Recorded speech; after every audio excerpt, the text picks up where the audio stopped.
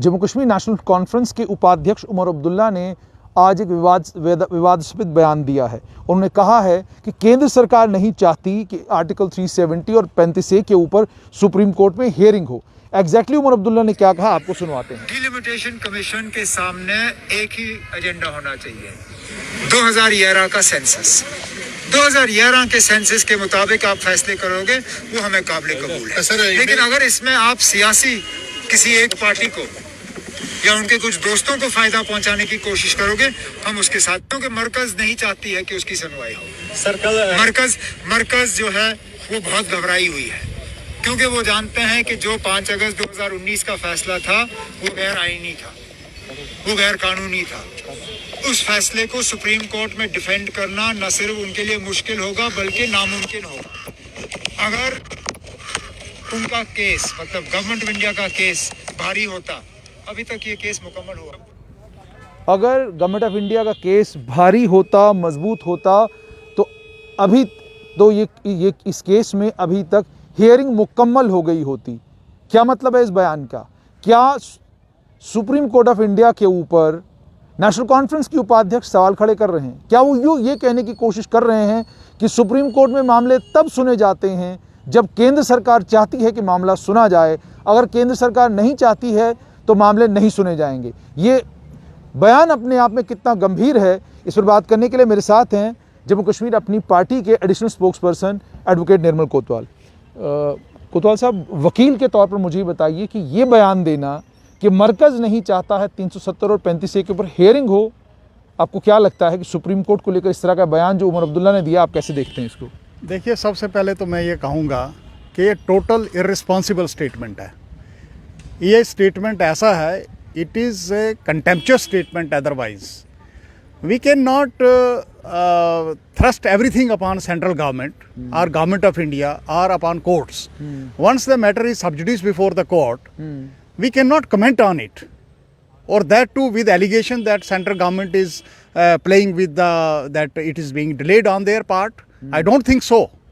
और इस किस्म के स्टेटमेंट जो हैं ये सिर्फ एक सियासी बुनियाद के लिए दिए जा रहे हैं, अदरवाइज इनमें कोई सदाकत नहीं है।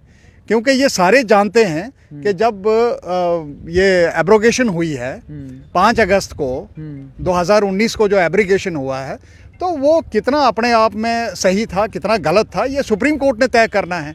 इसमें ना उमर अब्दुल्ला साहब तय करेंगे, ना हमने तय करना है। Even nobody can settle it once the matter is before the Supreme Court. क्या आपको बयान से ऐसा नहीं लग रहा, वो ये कहने की कोशिश कर रहे हैं कि केंद्र सरकार जो है वो तय करती है कि सुप्रीम कोर्ट में कौन सा मामला सुना जाएगा, कौन सा नहीं सुना जाएगा? और दूसरी बात, वो ये भी कहने की कोशिश कर रहे हैं कि केंद्र सरकार का पक्ष जिस भी केस में भारी होता है उस केस को सुप्रीम कोर्ट सुनती है और उसी केस का सुप्रीम कोर्ट निपटारा करती है। ये कितना गंभीर बयान है? नहीं, ये तो कंटेम्पचुअस है otherwise.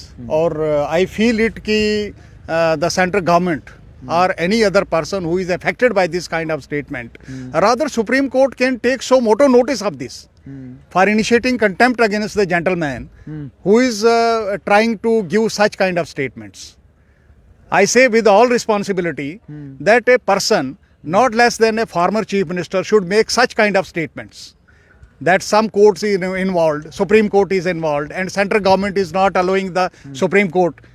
Had this been the situation, the national conference or even for that purpose any other party who is claiming such kind of abrogation is bad or right, they should have filed an application before the Supreme Court for early hearing of the matter.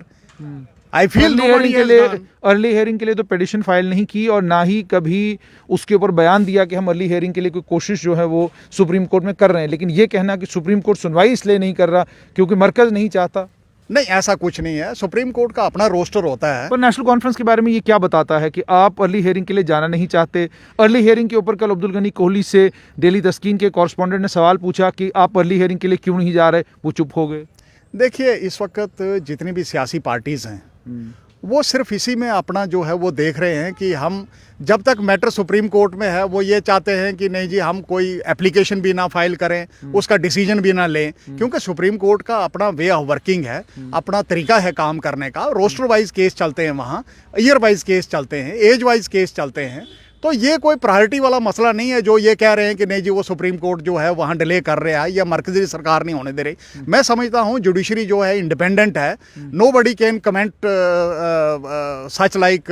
वकील के तौर पे आप निंदा करते हैं इस बयान? मैं बिल्कुल निंदा करता हूँ और मैं ये कहना चाहता हूँ कि ये दिन दूर नहीं है, rather this kind of statement, it is a so moto contempt can be initiated by the Supreme Court of such kind of statements, because it is, this statement involves the this jurisdiction of the court also, and dignity of the court is involved, that they are working at the behest of the central government. It is not true, and Supreme Court should initiate contempt proceeding against this gentleman.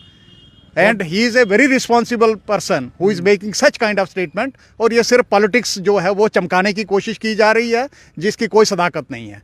फैसला अपनी जगह होना है, क्या नहीं होना है, nobody knows what decision will be given by the Supreme Court, but we cannot comment on it. बहुत बहुत शुक्रिया। तो ये थे एडवोकेट निर्मल कोतवाल। आपने साफ तौर पर इनसे सुन लिया ये कि जो बयान उमर अब्दुल्ला ने दिया है इसमें कंटेम्प्ट इनिशिएट हो सकता है उमर अब्दुल्ला के खिलाफ, कि वो ये कहने की कोशिश कर रहे हैं कि केंद्र सरकार सुप्रीम कोर्ट के कामकाज में छेड़छाड़ करती है।